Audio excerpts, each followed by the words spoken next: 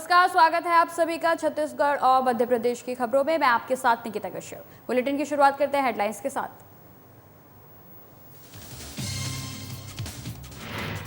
भोपाल की मनुआभान टेकरी पर रानी पद्मावती की प्रतिमा का अनावरण, सीएम शिवराज सिंह चौहान ने किया अनावरण। जगदलपुर में बीजेपी का चलबो गोठान खोलबो पोल अभियान जारी। आपको बता दें बीजेपी कर रही गोठानों का निरीक्षण।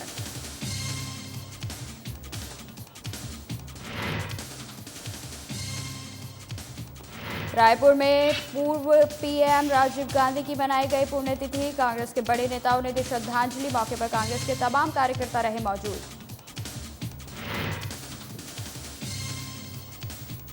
सरायपाली में ग्रामीणों ने कांग्रेस पर लगाया भ्रष्टाचार का आरोप। लाभार्थियों को नहीं मिला योजना का लाभ। सीईओ को ग्रामीणों ने दी लिखित शिकायत।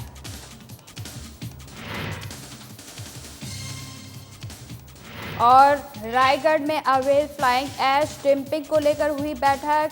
एसडीएम ने मीडिया को दी जानकारी। कहा अवैध डंपिंग पर होगी सख्त कार्रवाई।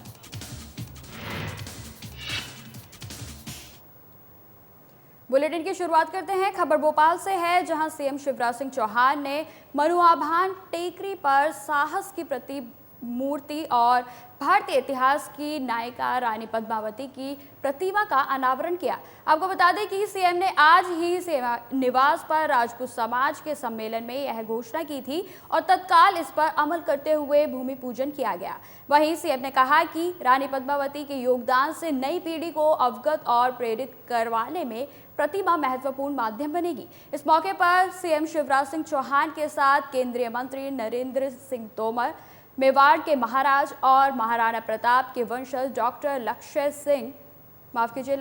सिंह भी रानी पद्मावती की मूर्ति के अनावरण में मौजूद रहे। सारंग जी, मेयर साहब, विस्तार से चर्चा हम वहां करेंगे। मैं तो केवल 2 शब्द ये कह के प्रफुल्लित हूं कि एक संकल्प पूरा हुआ है। हमने तय किया था भारत की शौर्य की प्रतीक वीर राजमाता, जिन्होंने स्वाभिमान और स्वधर्म की रक्षा के लिए अग्नि की लपटों में अपने आप को समर्पित कर दिया और एक ऐसा इतिहास रचा जिसकी दुनिया में कोई मिसाल नहीं मिलती। उनके चरणों में कोटि कोटि प्रणाम नमन। ये स्थान उनके स्मारक के रूप में हम लोग विकसित कर रहे हैं ताकि राजमाता महारानी पद्मावती जी से आने वाली पीढ़ियां प्रेरणा ले। हम अपने धर्म, अपनी संस्कृति, हमारी परंपराएं, हमारे जीवन मूल्य ना भूलें। उनके चरणों में कोटि कोटि नमन। खबर जगदलपुर से है, जहां बीजेपी छत्तीसगढ़ प्रदेश के आह्वान पर पूरे प्रदेश भर में चलबो गोठान खोलबो पोल अभियान चलाया जा रहा है, जिसके तहत बीजेपी के पूर्व विधायक संतोष बाफना और बीजेपी भाजपा प्रदेश महामंत्री केदार कश्यप ने कार्यकर्ताओं के साथ शहर के धर्मपुरा और बोधघाट क्षेत्र में 2 गोठानों का निरीक्षण किया। जहां गोठान का कहीं अता पता नहीं मिला, उसके स्थान पर कचरा संग्रहण केंद्र, SLRM सेंटर और गोबर खरीदी केंद्र संचालित हुए। आपको बता दें कि जबकि सरकारी कागजों में दोनों स्थानों पर गोठान होना दर्शाया गया है। विधानसभा चुनाव को लेकर पहले से ही सियासी सुगबुगाहट तेज होने लगी है। आपको बता दें कि प्रदेश में बयानबाजी का दौर शुरू हो गया है। हर नेता अपने हिसाब से जनता को लुभाने में जुटा हुआ है। बता दें कि कांग्रेस नेता कमलनाथ ने बड़ा बयान दिया है। उनका कहना है कि हमारी सरकार बनने पर जातिगत मतगणना कराया जाएगा। उन्होंने जातिगत मतगणना को सामाजिक न्याय की नींव बताया है।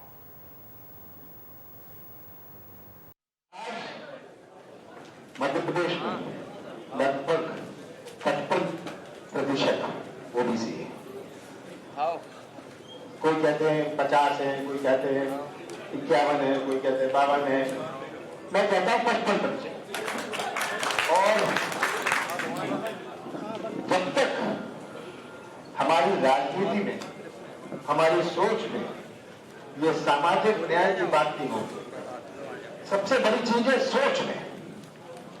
ये जो सोच में कभी खोट होती है और ओबीसी वर्ग अपने आप को उपेक्षित महसूस करता है। छोटी जातियां, अभी अजय सिंह जी ने कहा हमारी ओबीसी की छोटी जाति है, हम केवल ओबीसी की बड़ी बड़ी जातियों पर ध्यान देते हैं। हमारी ओबीसी की कितनी छोटी छोटी जातियां हैं, आप अध्ययन करिए। पिछले चुनावों में ओबीसी की छोटी जातियां का जो प्रतिनिधि लड़ा, स्वतंत्र लड़ा, तो 3-4 हजार वोट ले लिया और ये अपने आप को उपेक्षित समझते हैं। पिछड़ा वर्ग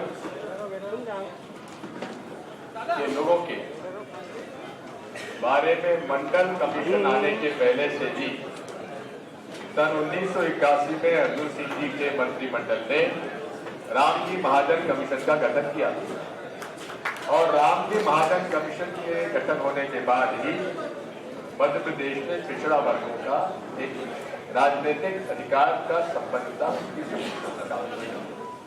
मुझे इस बात की प्रसन्नता है कि कमलनाथ जी ने जो हम लोगों ने उस समय पिछड़ा वर्गों को आरक्षण दिया था, क्योंकि सुप्रीम कोर्ट का 50% का कैपिंग था, इसलिए हमने 14% की रख पाई थी। लेकिन कमलनाथ जी का साहसिक निर्णय था। हमारी सरकार जाते ही जो भारतीय जनता पार्टी के मुख्यमंत्री अपने आप को पिछड़ा वर्ग कहते हैं, उन्होंने सही प्रकार की पैरवी नहीं की अदालत में, जिसकी वजह से 27% का वापस 14। मध्य प्रदेश में किसानों की हितों की लड़ाई के लिए जाने माने किसान नेता दर्शन सिंह चौधरी ने किसानों के न्याय के लिए सिर पर सफेद कफन बांध लिया था।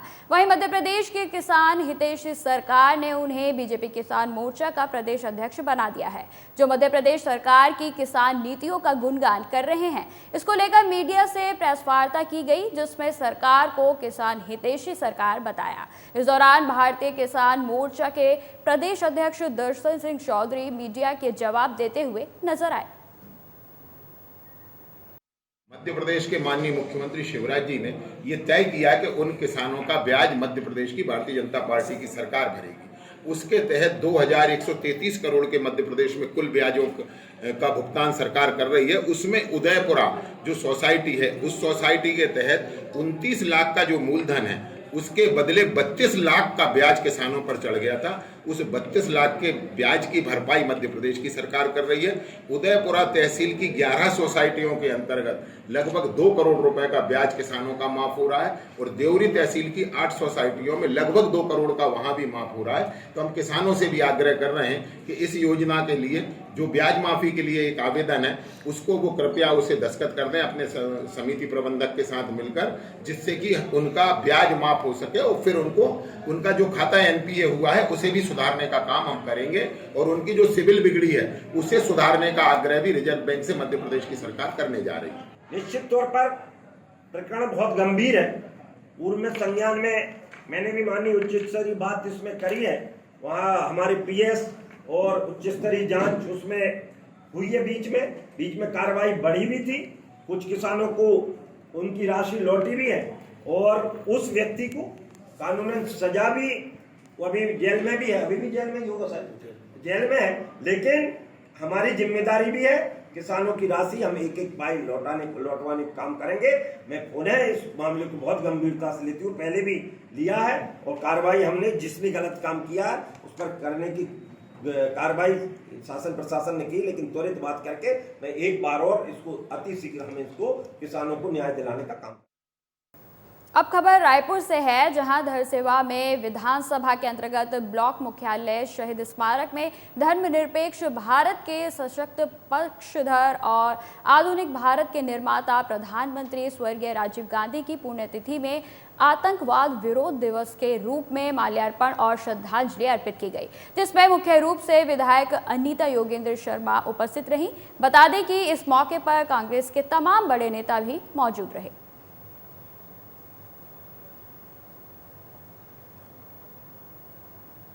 अब खबर सरायपाली से है, जहां बीजेपी के नेता गोठान में जाकर कांग्रेस सरकार पर भ्रष्टाचार करने का आरोप लगा रहे हैं, तो वहीं दूसरी ओर अब गांव में रहने वाले ग्रामीण भी मुखर होकर भ्रष्टाचार की शिकायत कर रहे हैं। बता दें कि ग्राम बोंदान पाली में रहने वाले करीब 2 दर्जन से भी अधिक महिलाओं के साथ ग्रामीणों ने सरायपाली जनपद पंचायत पहुंचकर गरीबों को मिलने वाले प्रधानमंत्री आवास में भ्रष्टाचार करने के, अपात्र लोगों को आवास देने और पात्र लोगों को आवास से वंचित करने का आरोप लगाते हुए इसकी लिखित शिकायत जनपद सीईओ से की है। आपको बता दें कि ग्रामीणों का आरोप है कि अधिकारियों के साथ मिलकर गलत सर्वे रिपोर्ट बनाकर अपात्र लोग जिनके पास कई एकड़ भूमि है, ट्रैक्टर है, उन्हें प्रधानमंत्री आवास दिया गया है। बोंदा नापाली में साधन संपन्न लोगों को प्रधानमंत्री आवास मिल रहा है। जो भूमिहीन है, मजदूर हैं, जिनका स्वयं का आवास नहीं है, उन लोगों को प्रधानमंत्री आवास से वंचित किया गया है। और जिनके पास ट्रैक्टर है, 4 पहिया वाहन है, 5-5, 7-7, 10-10 एकड़ जमीन है, उन लोगों को एक परिवार में 2-2, 3-3, जो बाप को, पिता को, पुत्री को इस प्रकार से प्रधानमंत्री आवास दिया जा रहा है और वहाँ के भूमिहीन मजदूरों को वंचित किया जा रहा है। इसी मांग को लेकर हम जनपद पंचायत आए। गरीब मान को काके ने दबा इंदिरा आवास खेती लगी हमें सबे यही छु कहाँ के मिलू छे? बड़ होता मान को मिलू छे और गरीब मान को ने मिलबार जहाँ ट्रैक्टर मोटर छे ताहा के मिलू छे और जहाँ किसी ना न ताहा के ने दबा। तो तुम्हें मांग करी छो बोले तुमको कहाँ कहू छन? ए बा कहू छन ने चे बा। तो तुमको कहाँ लगो छे जे आवाज जाके मिली छे गलत मिली छे? हाँ तो या तो सीओ साहब कहाँ कहला?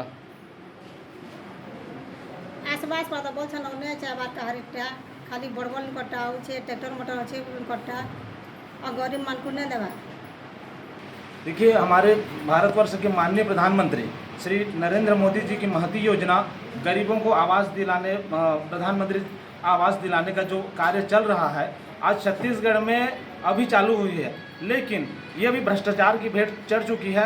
ग्राम बोंदापाली का ये मामला कि गरीब लोगों को जो आवास दिलाना है, उस आवास को गरीब लोगों को न दिलाकर वहाँ जो षड्यंत्र के तहत बड़े लोगों को दिलाया जा रहा है, जिसके पास कई एकड़ जमीन है, ट्रैक्टर है, 4 पहिया वाहन है। तो हमारी ये मांग है कि जो सही में पात्र लोग हैं, उन लोगों को हमारी प्रधानमंत्री जी की योजना का लाभ मिले और अपात्र लोगों को जो दिया जा रहा है, मेरी ये मांग है जनपद सीओ साहब से कि अपात्र लोगों से वसूली कर अपात्र लोगों को दिया जाए। और ये कांग्रेस सरकार की ये जो साजिश के तहत बड़े लोगों को जो दिला रही है, ये उसकी भी एक घोटाला की श्रेणी में आती है। वर्तमान में छत्तीसगढ़ शासन द्वारा सर्वे करवाया गया है, उसके तहत अगर पात्र होंगे तो मैं बराबर इनको आवाज दिलाऊंगा, अपात्र होंगे उसके कारण भी बताऊंगा।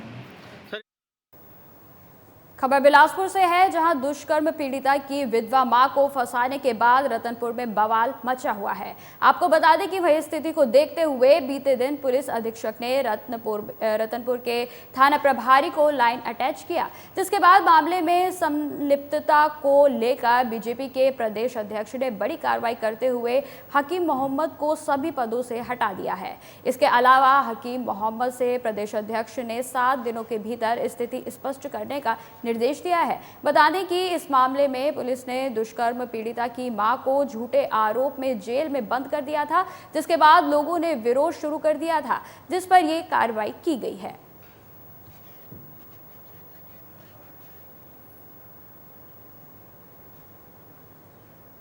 खबर रायगढ़ से है, जहां धानागार में अवैध फ्लाइंग ऐश डंपिंग को लेकर गांव वालों के साथ एसडीएम की बैठक हुई। वहीं मीडिया से बात करते हुए बीजेपी नेता नरेश पटेल ने बताया कि इसकी सूचना पहले भी दे चुके हैं। वहीं एसडीएम ने बताया कि हम सभी ट्रांसपोर्ट से मीटिंग कर जल्द ही इसका समाधान करेंगे।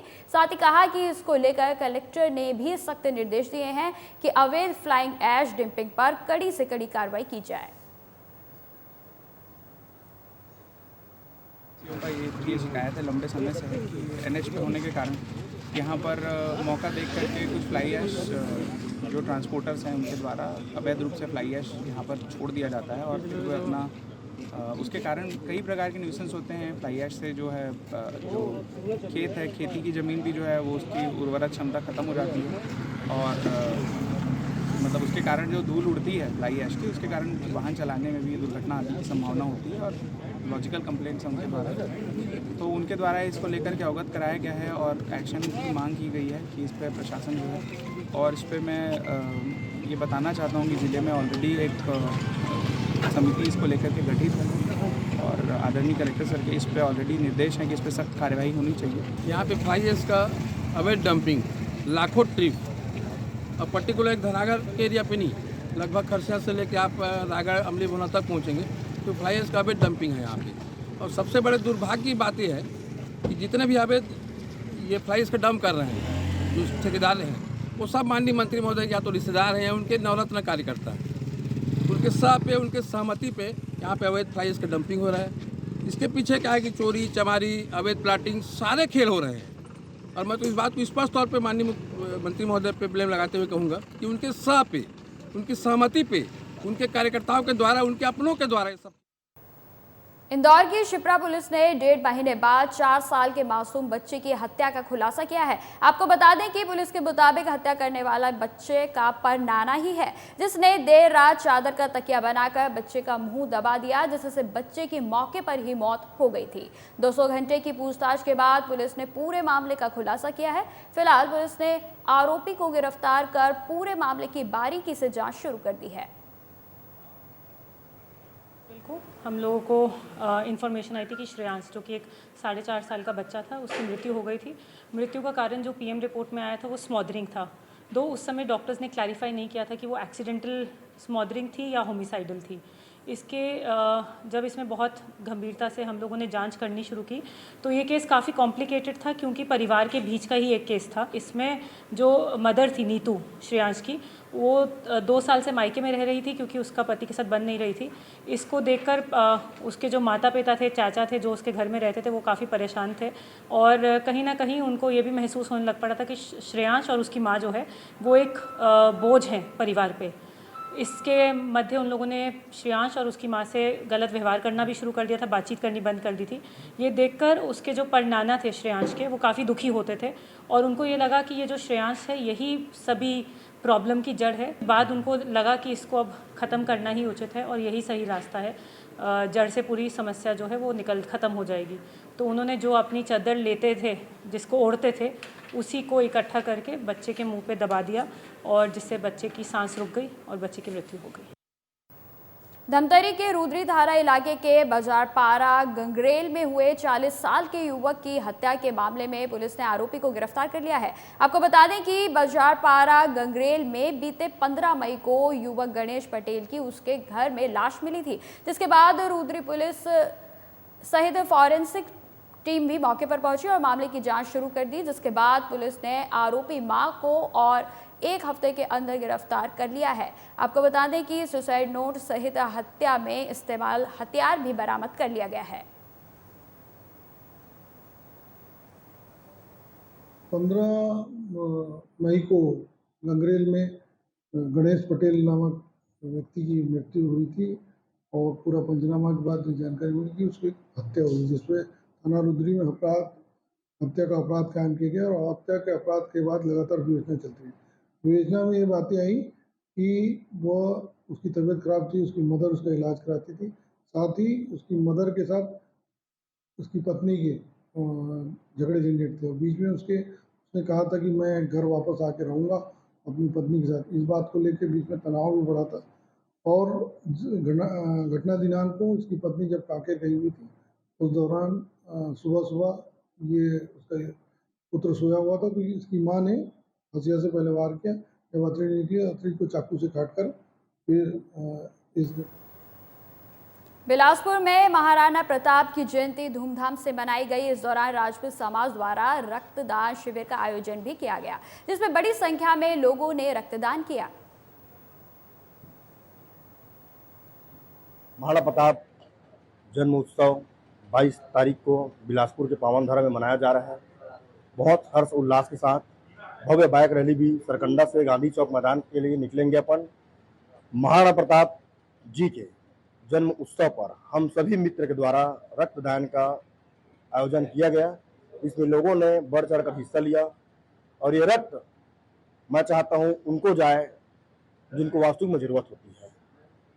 महाराणा प्रताप जयंती के लिए मैं सभी आप सबको बधाई शुभकामनाएं देता हूँ और उनको भी जिन्होंने आज अपना कीमती समय निकालकर आज ब्लड डोनेट किए हैं। टोटल कितने लोग अभी तक लगभग 20 से 25 लोगों का डोनेट हो गया है और शाम तक मुझे विश्वास है कि लगभग 50 कर लेंगे। जरूरतमंद लोगों को कैसे मदद मिलेगी? जरूरतमंदों को ऐसा है कि हम सबका नंबर या संगठन हमारा बना हुआ है और वैसे भी बहुत सारा फोन आता है कि हमको रक्त की आवश्यकता करके, तो हम उनसे संपर्क करके, जैसे अभी भी रक्तदान चल रहा है, 1-2 लोगों का फोन आया था, हम तत्काल उनको सिम से भेजे और वहां से उनको ब्लड दान उनको उपलब्ध हुआ। जी, आज हम लोग सर्व राजपूत क्षत्रिय समाज के द्वारा महाराणा प्रताप जयंती के शुभ अवसर पर तिलक नगर में विशाल स्वैच्छिक रक्तदान उसका आयोजन किया गया, जिसमें युवाओं ने बहुत बढ़ चढ़कर हिस्सा लिया और हम सबके उज्जवल भविष्य की कामना करते हैं, जिन्होंने आज ये रक्तदान करके सब जरूरतमंदों के लिए अपनी। बिलासपुर में इन दिनों गर्मी का तांडव देखने को मिल रहा है। ऐसा लग रहा है कि जैसे आसमान से आग का गोला बरस रहा हो। पूरे बिलासपुर भीषण गर्मी की चपेट में है। वहीं तेज गर्मी से बचने के लिए लोग तरह तरह के उपाय कर रहे हैं। अधिकतम तापमान में अगले 2 दिन और वृद्धि संभावित है। वहीं आपको बता दें कि मौसम विभाग के मुताबिक प्रदेश में उत्तर पश्चिम से गर्म हवाओं का आगमन लगातार जारी है। वहीं मौसम विभाग ने प्रदेश में 1-2 स्थानों पर गरज चमक के साथ वज्रपात होने और तेज हवा चलने की संभावना भी व्यक्त की है।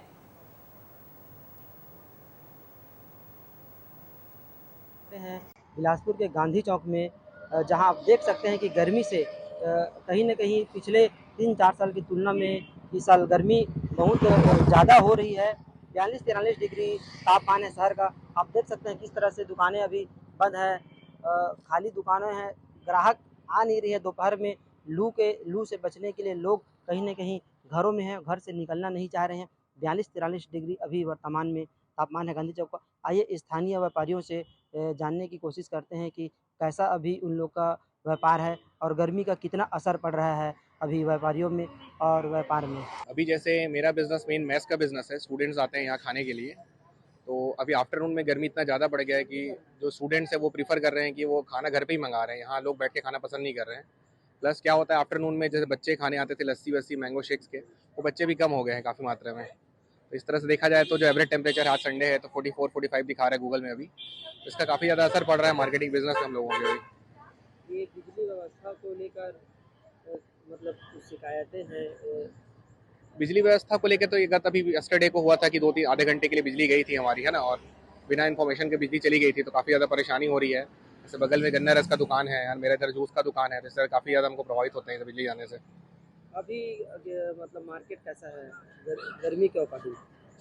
गर्मी के अकॉर्डिंग तो मार्केट पहले से कम है, क्योंकि बीच बीच में बरसात हो जा रहा है तो थोड़ा सा मार्केटिंग मतलब डिस्टर्ब हो जा रहा है। बाकी अभी उम्मीद है कि आगे गर्मी बनी रहेगी तो धंधा अच्छा रहेगा हम लोगों का। धंधा पूरा डाउन चल रहा है, गर्मी वैसे पानी वानी गिरा है, धंधा सबका डाउन हो गया है। बहुत सारे मशीनें खराब हो चुकी है, सब मशीनें बंद हो गई हैं। शाम को अभी थोड़ा बहुत ठीक रहता है, 2-4 दिन हुआ है। अच्छा, और बिजली व्यवस्था को लेकर बिजली का तो बहुत व्यवस्था, तो बहुत लाइट गोल करते हैं, बार बार लाइट गोल होते हैं, वहाँ फोन करते हैं बिजली, फिर कोई उठाने वाला नहीं रहता है। तो इसका शिकायत कहीं? शिकायत किसको करे, कोई अधिकारी रहे, कोई अधिकारी सुने तो बात करें, अधिकारी वही बोलते हैं बन रहा है आ रहा है। गंदा पानी तो एक भी नहीं है भैया। गर्मी देख सकते हो कितना, रोड में एक पब्लिक नहीं दिख रहा है।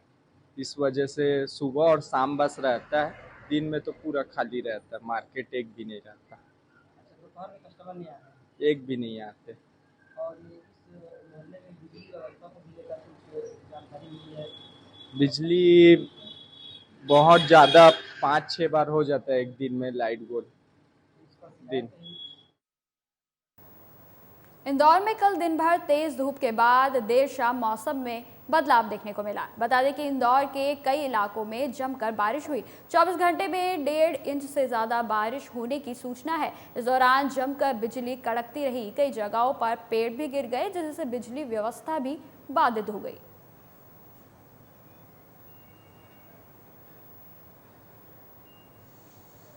अब खबर मंदसौर से है, जहां पुलिस ने चोरी के आरोप में 5 लोगों को गिरफ्तार किया है। बता दें कि पुलिस को सूचना मिली थी कि कुछ युवकों ने भानपुरा के 3 घरों में चोरी की है और 1,33,000 रुपए नकद लेकर फरार हो गए हैं, जिसके बाद पुलिस ने एक टीम बनाकर इलाके में चारों तरफ दबिश दी। इस दौरान 5 आरोपी कुछ ही घंटों में पुलिस की पकड़ में आ गए। वहीं पुलिस ने आरोपियों से 1,33,000 रुपए भी बरामद कर लिए हैं। फिलहाल पुलिस ने आरोपियों को गिरफ्तार कर जेल भेज दिया है और मामले में आगे की कार्रवाई भी शुरू कर दी है।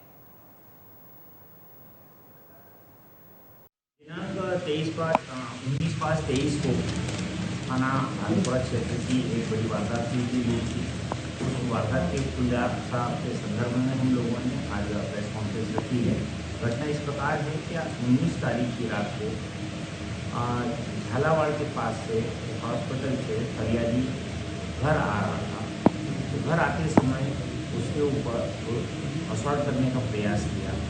उन्होंने आरोपियों ने स्थान चिन्हित कर लिया था पहले से ही कि वास्तव कहाँ करना है। तो ओसाबना और लेडी चौराहे के बीच में उनको रोक के अटेम्प्ट किया और अटेम्प्ट करने में उनके हाथ से एक ब्रेसलेट और गले की एक चेन और उसके साथीदारों उसके साथ के उनके मोबाइल, अप्पो कंपनी का मोबाइल और साथ ही साथ सैमसंग कंपनी का मोबाइल लेकर गए थे। 1,37,000 समथिंग की ये वारदात थी। वारदात में थाना प्रभारी को जैसे ही मालूम पड़ा तो तत्काल प्रभाव से थाना प्रभारी ने टीम बनाकर घेराबंदी। फिलहाल इस बुलेटिन में इतना ही। खबरों की और भी जानकारी के लिए बने रहे हमारे साथ। नमस्कार।